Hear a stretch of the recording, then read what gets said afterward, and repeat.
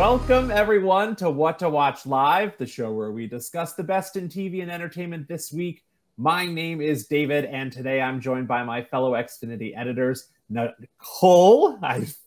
Nicole, and it's your boy, Quam. Your boy. Hello.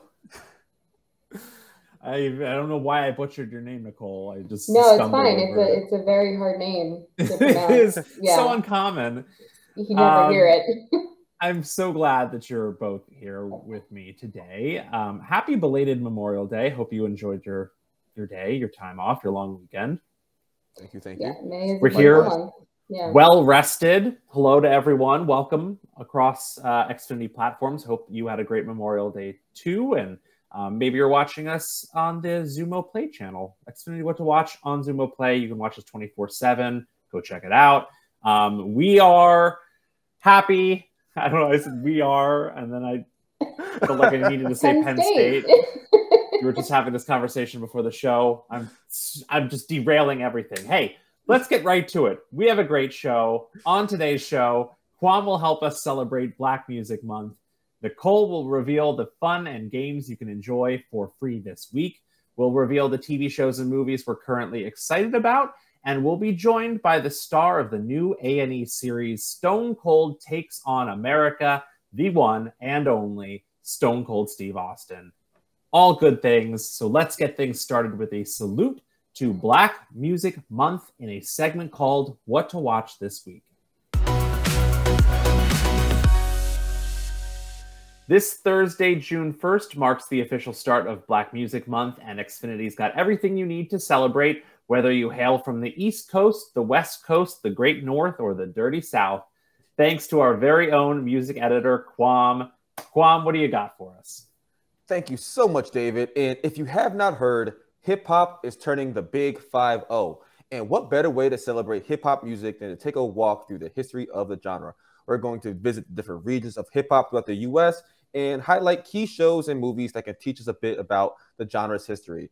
And at the first stop, we have to stop at the Mecca, New York City. And so with that, we are looking at the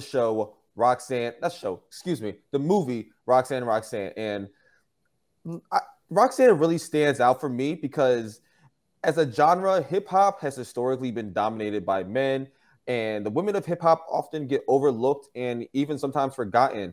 And this is the case, at least in my experience, for Roxanne Shante, the main protagonist of the movie Roxanne. It tells a story of Roxanne, who is credited as the first female rap star. She was so young when she was doing her thing, going up against the men, and it's a powerful biopic that just tells a story about hip-hop's origins that a lot of people do not know. So check it out. It's on Netflix, and it's a great watch. But now we are headed back to LA, headed back to Cali. And there are a number of movies and shows that we could talk about, LA rappers or the West Coast rappers, but we have to talk about Straight Outta Compton, the NWA biopic. And first, I want to say that NWA is one of the greatest, if not the greatest, hip-hop group of all time. Their hip impact is still felt to this day, and their ability to use the gangster rap subgenre to detail what was life like in urban ghettos while also raising the popularity of hip-hop as an entire genre, you cannot say enough about it. And Straight Outta Compton just does an amazing job telling this story from the highs and the lows of the group. The movie really shows how difficult and really improbable it was for the group to succeed. It's a must-watch again, and you can rent or buy it right now. Like, what are you waiting for? I want to pause here and ask, David, Nicole, Nikki, my friend, have y'all seen either of these movies? You go ahead. No, David. you go first. Okay, yes. So I have seen Straight Outta Compton, loved it. I mean, you're right, Kwame. It gave me a lot of backstory to the group and just the history behind it. I am not a music person, so this is kind of my key genre, like the movies that help me understand it. But I do like the idea of Roxanne, like women in hip hop. So I might have to add that to my list for sure. I have also seen Straight Outta Compton. The casting for that is perfect. You feel like you're watching the real people that this is based on, which I think is such a strength of the film. But I am very interested in Roxanne. This is not someone. I mean, I don't consider myself like clueless when it comes to music, but I have not heard of her. So, what else should I know? I mean, in all fairness, I mean, I really didn't even know about her that much as well before, really doing a lot of research for partially this segment, but also just like kind of like going through hip hop history. And yeah, her impact on hip hop music for women cannot be unsaid. I mean, she has done so much in really subtle ways and ways that have honestly, again, just gone forgotten. She was huge and, as an inspiration for MC Light or, Salt and Pepper. And I think this movie just deserves a bigger spotlight because a lot of people do not, know about Roxanne Shante and her overall just impact on the genre. So yeah, definitely check these two out. Netflix and, buy it or rent it, either or. Now we are headed to the Midwest and the Dirty South. And so I first think that the Midwest as a hip hop region is really forgotten about. But a lot of influential names of hip hop come out of the region, such as Kanye West, Eminem, Common, Twista. I can keep going on, but one name that we cannot forget is Jay Dilla. And the New York Times Presents did a special episode on the legacy of Jay Dilla, which details the life of this legendary producer. I remember as a kid, I used to love looking up Jay Dilla beats, specifically his Donuts album, because I wanted to be a producer, and he's just such an inspiration. And sadly, his life was cut short due to a rare blood disease and lupus. But his legacy continues to live on. If you're in the know, and not even in the know, a lot of hip hop heads will tell you that Jay Dilla was really him. I'm him, but I'm not him. You can watch this special episode of the New York Times Present on FX. And lastly, but certainly not the least, we have to talk about the Dirty South. The South is home to a number of hip hop legends and hip hop subgenres, and it can really be argued that the South has dominated the landscape of hip hop for the past decade. However, the South had a really late start to the hip hop party, and Netflix's series Hip Hop Evolution has a great few episodes on the South's adoption of hip hop music. I honestly learned a ton of things just from a few episodes, specifically episode 4 of season 3, literally titled "The Dirty South." It walks you through how hip hop music was brought to Atlanta, which was just wild for me because today Atlanta is viewed as like the epicenter of contemporary hip hop music and rap music. But in the past, it wasn't that quick to pick up, the genre until a few key artists came out. And so Netflix's Hip Hop Evolution is full of gems. You can honestly learn all about the genre just by watching this one show. But specifically for, its history on the South and how the South has adopted hip hop and its contributions, definitely is a must watch. That's awesome. This is very, very cool. And I feel like I can really get an education through the 4 of these. Do you have a favorite region of hip hop? Of hip hop music? Yeah. No, I wouldn't say I have a favorite region. I mean, because especially as the internet kind of decentralized music, it's not as region specific anymore. I will say that a lot of I don't. I really don't. I have a lot of favorite rappers that either come from LA or New York. Like Jay-Z's my all-time favorite, but Kendrick Lamar is also like another all-time favorite, and they're on like opposite ends of the coast. And unfortunately, I still love Mr. Ye, and I just love trap beats. I love trap instrumentation, which is like known from Atlanta. And there's like so many other subgenres of hip hop that has come from all over the country and even all over the world. I mean, I've really gotten into UK drill and UK hip hop in the past year or so with artists like Central C, Saint, and a few others. When I was in London, I was just like able to talk to people about these like hip hop artists from London. And so I say that all to say that hip hop is global, and I cannot choose a specific region to really rep. If anything, I rep, Philly hip hop. Yeah. Shout out to Black Thought. You made a really interesting point about like the internet decentralizing. Music, because it used to be that like West Coast and East Coast had very specific sounds, and music was like distributed differently through like literal mixtapes, like, and so people became very territorial about their music and about their sound and about the artists that they like came from the same places that they came from, the same cities, the same neighborhoods, and it was like, so I mean that was kind of like what was happening with like the whole, all the Biggie, Tupac, all of that, like all that Puff Daddy beef. But you don't really see that as much. I mean, I guess you do to some degree, but not the way it used to be.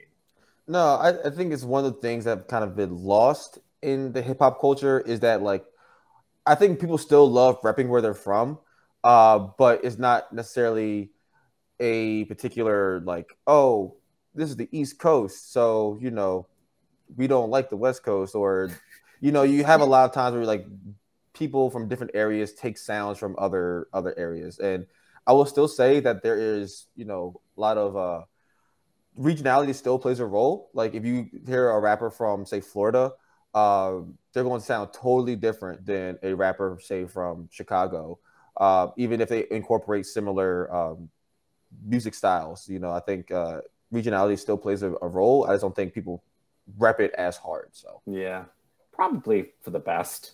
Probably to some degree. Well, you can check out all the shows and movies Kwam just talked about simply by saying what to watch into your Xfinity voice remote.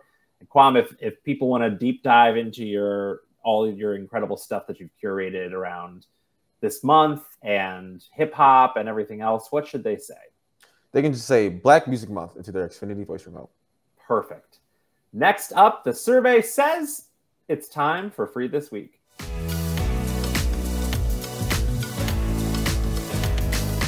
Xfinity's Free This Week program continues with a salute to fun and games with a free preview of the Gen Smack Trivia Party game and a collection of game show classics from Xumo Play. And here to tell us more about everything you can enjoy for free through June 4th is our very own Nicole. Nicole, give us all the details. All right, so Gen Smack and Xumo Play. So I played Gen Smack the other day, and it's actually pretty fun. It's basically a party trivia game for every generation, and it's free, so you can't lose. You just have to say play Gen Smack into your voice control remote, and you'd need a mobile device like your phone or a laptop to play. Basically, you sign in, you pick a category, and it prompts you with all these trivia questions. To answer, you do need to verbally respond to the other team, so there will be a lot of back and forth, probably a lot of yelling, but I think that's what makes game night really fun. So that should be really cool for everyone to check out. But also don't forget to watch some of the great titles for Game Show Week on Xumo Play. There's things like The Price is Right, Bob Barker era. There's Family Feud and Fear Factor, among others. Definitely worth checking out. I've put on Bob Barker, The Price is Right, the Barker era. And yeah, I butchered that too, the Barker era.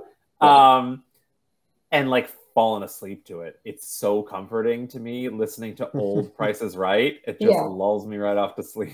In the best way. It's comfort TV. Well, isn't that like a nostalgic thing? Like when you're home from school, you got on Price is Right or some kind of TV show, just in the background while you're recovering. Oh yeah, I stayed home from school to watch Price is Right. Like it's the best. Nicole, in honor of this week's salute to trivia and games, as well as the Memorial Day holiday, I hear you've put together a little Memorial Day movie challenge for Kwam and I. I did. All right. So there's going to be 3. These movies, to give you any hints, were released Memorial Day weekend in the past, obviously. But I will be giving you all hints to see if you can get it. You guys ready? Sounds great. Yes. All right. Good luck. I mean, David's pretty much an encyclopedia of movies, so I don't know how I'm going to beat him. I try to keep it pretty straightforward, so you got a running chance. Don't worry. Thank you. All right. The first hint May is the movie's 40th anniversary. Do I got to buzz in? Do I got to, like, bzz? No? I guess. Like, shout it out. Go for it. I know what it is. I know you know what it is, David. Do you know? It's Star Wars, but I'm trying to remember which episode is it. It's well, the second hint is helpful. It's Return of the Jedi. Well, thanks. I knew. I was trying to think in my head which episode. What was it? I was like, it's the third one, but it's like episode 7, I think. But all you had to do was say Endor, and I was like, Ewoks. Like, you just know. Yeah, most of the which is the Redwoods, right, in San Francisco. But yeah, Return of the Jedi is definitely my favorite one. So that was an easy one. It's your favorite Star Wars? Yeah, I know. I'm gonna get a lot of slack from this, but yeah, you should. I love them. I love a lot of them, you know, but this one always stayed with me. How do you feel about the Ewoks? Listen, I know the backstory that they were supposed to be the Wookiee, you know, the race, but obviously due to budget issues, they had to make them Ewoks. But as a kid, when I saw this, like, I love them. You know, I love the Ewoks. They were adorable. Yeah. And there was that Jedi was not my favorite. There was like an Ewok standalone movie that I also loved as a kid. I loved it. Quan, what's your favorite Star Wars? I think what I said last time, it was The Force Awakens. Well, I don't think I will go with The Force Awakens as a default answer. But I just love it. I love it. But there are no wrong answers here. There actually are wrong answers here. Return of the Jedi was the wrong answer. All right. What is our second question? All right. Second movie hint. All right. Because of this movie, there is now a conspiracy theory that the director helped fake the moon landing. I know this one too, but David, go ahead. Okay. So don't keep going. It's The Shining. The Shining. I did not realize that was a Memorial Day movie. Yeah, it came out Memorial Day 1980. Huh. It's a really random movie to come out on Memorial Day. Yeah, like you would think of it as like more of a I mean, because I don't know, is it because it takes place in winter that I would assume it's a winter movie, or like horror, so it would take place Not a lot of horror movies tend to play out in May, but they probably just like, oh, it's a strong weekend because May, everyone's out and about, I guess. Yeah. Time. Yeah. This is one of my all-time favorites. Wait, this next one? Oh, this movie. Yes, this movie is amazing. And I thought the little hint 60 doors were harmed in the making of this film was actually pretty hilarious. Yeah. There's a really great documentary. Yes. It's called Room 237. 237, yep. Yeah. About the making of it. And I think it also deals in maybe some of those conspiracy theories. Yeah, they kind of connect the dots for you. Like they little nods in the film that could be attributed to the conspiracy theory. Who knows if it's real or not, but it's fun to, speculate. Yeah. Yeah. Agreed. All right. Bring us home. All right. Last but not least. All right. Technically, I'm taking you out of the 80s, guys, so keep that in mind. All right. So the next hint, let me cue that up. All right. The lead actor got to fly a real fighter jet. Well, is it Top Gun Maverick? Yeah. Yes. Surprise. Everyone knows this one. Came out last May for Memorial Day weekend. Obviously has been doing gangbusters everywhere. Was even nominated at the Oscars. So a lot of people are into this film. Definitely a great sequel to an 80s classic. I still don't care about Top Gun. I know. I've yet to see it, honestly. Okay, well, add that to your list. No, I feel the same way about this. I mean, I'm all about the 80s movies. I'm all about the sequels, but I just like the Tom Cruise aspect. It kills me a little bit, but I gotta admit that it is a successful movie. It really is. Yeah. Well, thank you for the trivia, Nicole. No problem. If you want to play some fun and games yourself, check out Gen Smack Trivia Party Game this week for free. And also check out all of those game show classics on Xumo Play. Just say free this week or free into your remote to get started. And next up, it's time to cozy up to your remote control for this week's edition of Appointment TV. Every week, the Xfinity editors pick the TV show or movie premiere they are most excited about right now. And this week, we will kick things off with Nicole. Nicole, what are you looking forward to? All right, guys. I'm going to talk about Guy Ritchie's The Covenant, available to own 6/6, and I believe it's available to rent already. But let's watch the trailer. Back down. For 3 weeks, this family believed you were dead. We owe that man your life. There wasn't enough for him to carry me across those mountains. Now he's hiding in a hole somewhere. I should be in that hole. You could stand me up at the gates of hell. Everything all right, John? No, everything's not all right. There is a hook in me. Ahmed and his family are in trouble. We can't intervene. I am gonna have to get him out myself. So great. Okay, so I really love this movie. I had the chance to see it early on. Just to preface, I'm not a war person. Who is a war person? I'm not a war film person, I should say. It's not my favorite genre of movie, but it had a great cast. Who doesn't love Guy Ritchie's films? I just loved it. It's obviously an action drama that follows a U.S. Army sergeant and an Afghan interpreter, basically just escaping the Taliban. It's not technically based on a true story, but you can imagine that things actually happened because there were a lot of native interpreters during that time. It's just a solid movie about brotherhood and war, and I feel like everyone should give it a watch. Really bold move for Guy Ritchie to put his name in the title of this. Guy Ritchie's The Covenant. What are you gonna do? How I feel about that. I am not less likely to see it because Guy Ritchie made it, but I'm not more likely to see it because it doesn't do anything for me. I know, same. I was like, let me give it a shot, and it was better than I expected. I still need to see this because I am a war person. No, I am a war movie person.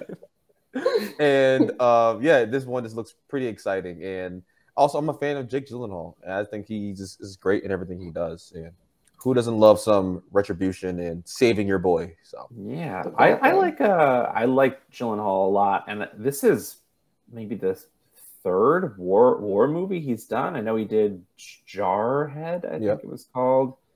And I think he's done one other one as well.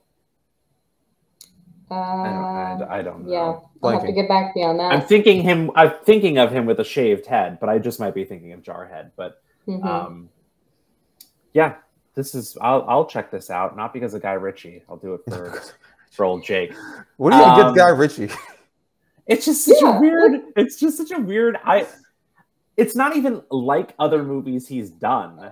No. If he did something else, you're like, this is Guy. Maybe that it's like, I don't know what I'm saying. What am I saying? I get what you're saying. It's not his genre, but do you like his other films? Beef with Guy Ritchie. That's what I do. I like Guy Ritchie's other films, but if you were like, if he did like a movie about like Irish hooligans or something, and it was like Guy Ritchie's Irish Hooligans, I'd be like, yeah, totally, I get that. Like, it's Guy Ritchie, it's his movie it's the same thing he does, but it's not like Guy Ritchie's romantic comedy.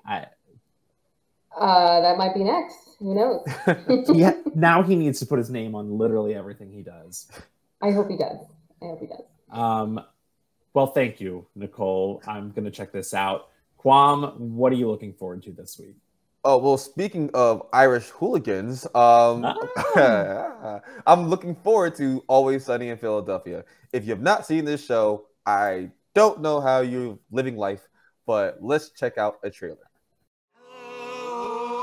FX's It's Always Sunny, now streaming on Hulu. How did this happen? How does anything happen, Charlie? Move past it, will you? I'm afraid that's going to be impossible. Every season. You want to put your baby in a tanning bed. Stick it a base. Stick it a base. Fully exposed. Try kitten mittens. Good call on these outfits, dude. It's the only call. I'm surrounded by lunatics here. We are surrounded by lunatics. You're one of the lunatics. If I wanted a compliment, I'd walk into a bar. See. You like what you see? Why would I like that?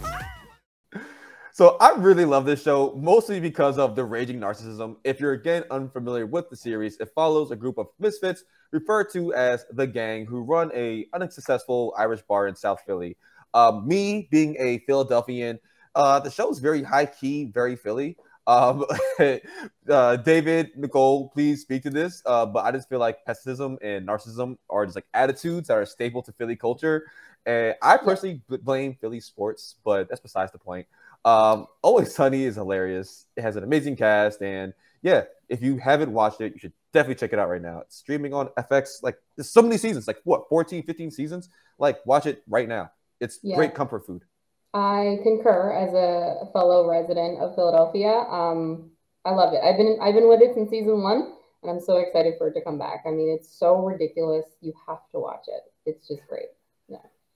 I often wonder how many people get a lot of their Philly knowledge. People who aren't from here get their like perception of Philly based on this show.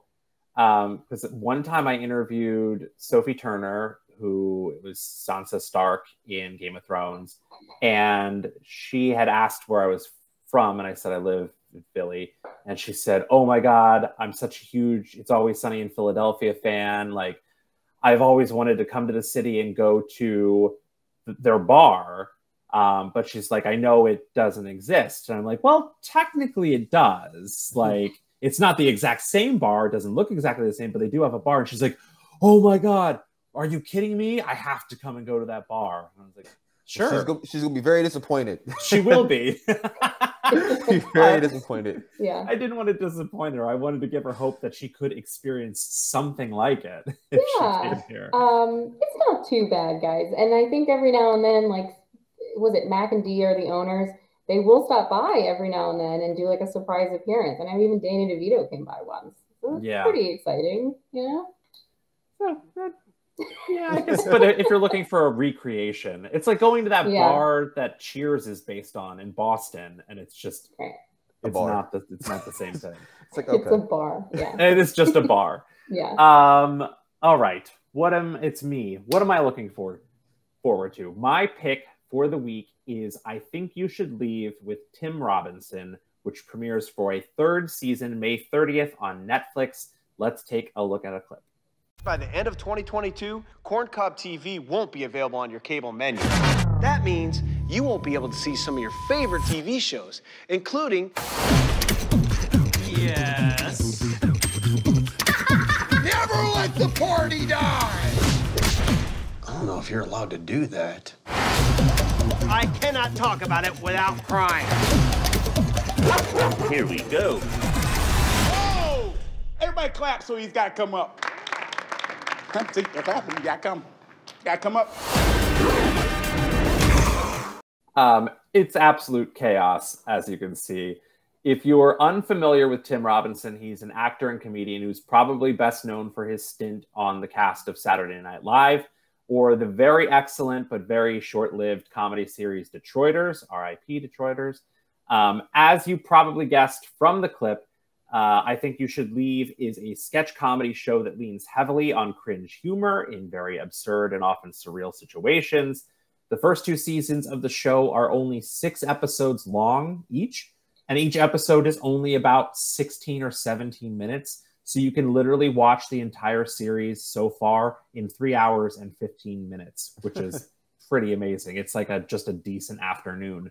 Some of the most notable sketches involve a Baby of the Year competition, a car manufacturer focus group, the Wienermobile, and as we saw, something called Corncob TV. It's one of those shows where when you meet someone else who watches it, you just start shouting lines at each other. Like tables. Yes, exactly. Yes. You just started like yelling, like we're all trying to find the guy who did this, like that, just ridiculous things. And it makes sense to no one else because out of context, it's just gibberish. But check out I Think You Should Leave with Tim Robinson, and you can join in all the inside jokes. It's I did not have any idea it would be as funny as it was, but it is. Nicole, sounds like you watch it. Yes. I've watched it many times, so I'm very excited for this as well. Like you said, there's so many inside jokes, and it's all over my social media. And like you said, sometimes it's just like so off the wall. People don't understand where it's coming from, but that's the beauty of it. You know, he's creating all these jokes out of nothing. Like calico pants, calico pants, or I'm not worried about it. Just screaming at me, I'm not worried about it. I mean, his face is just the best. You know, it's the best for comedy. So I will be binging when this comes to Netflix for sure. Kwam, you would really like this show. Yeah, I know it's crazy. I'm not the biggest fan of cringe comedy, but just based off this trailer alone, it seems like it's really funny. And David, don't hate me. I've never heard of the show ever at all, like not even once, and I don't even know who this is.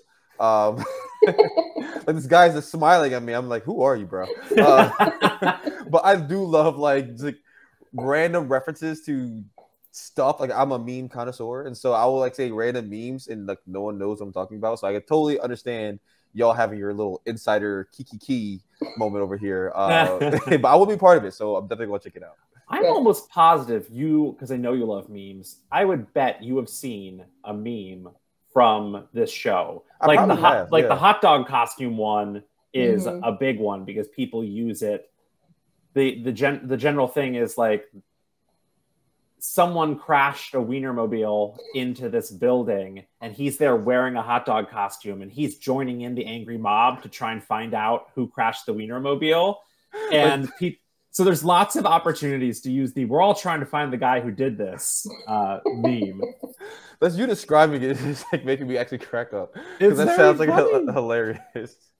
Yes, it's very good. So check it out and check out all the shows and movies we just talked about and so much more simply by saying what to watch into your voice remote.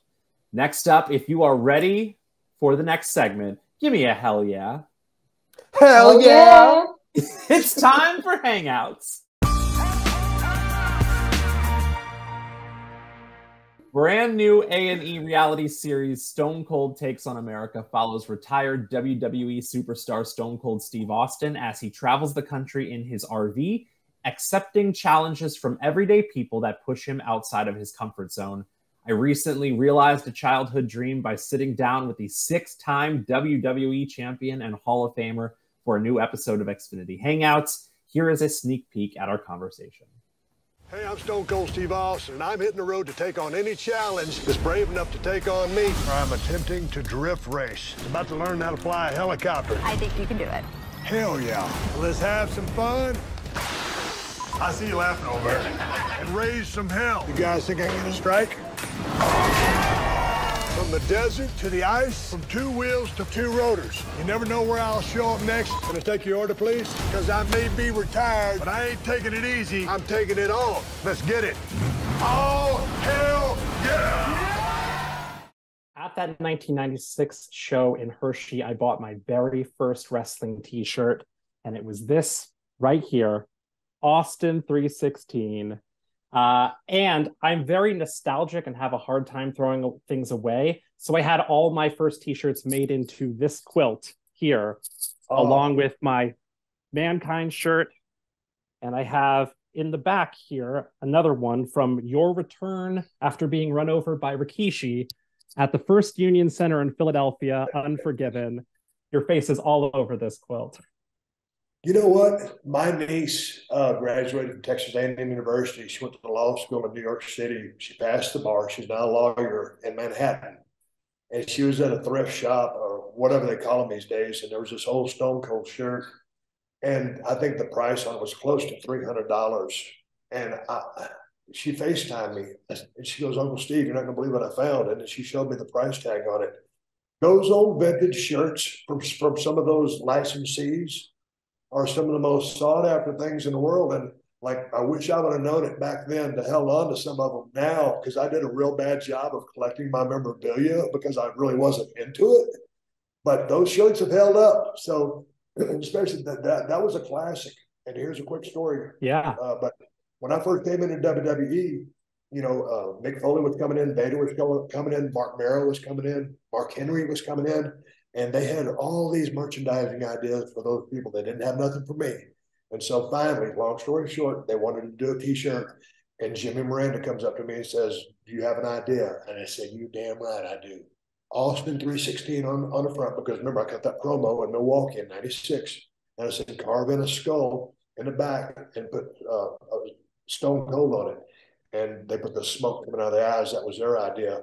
But I knew the idea for the shirt, and it turned into one of the #1 selling shirts in the history of the business for a guy who never, especially when I entered as a ringmaster, they never had any intentions that I would be a star. So that shirt means a lot to me. It means a lot to me, and that's why I made it into a blanket. So that t-shirt that I showed to Stone Cold, I bought that May 18th, 1996. I was 12 years old, and it was my very first professional wrestling event at Hershey Park Arena.